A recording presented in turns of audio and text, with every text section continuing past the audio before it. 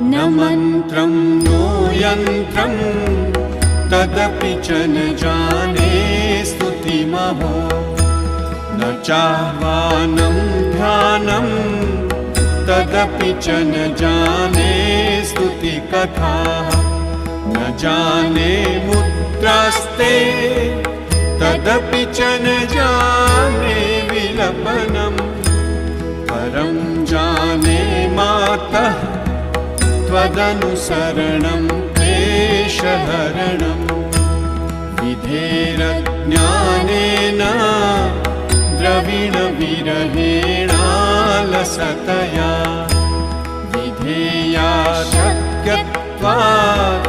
तव चरणयोर्याच्युतिरभूत्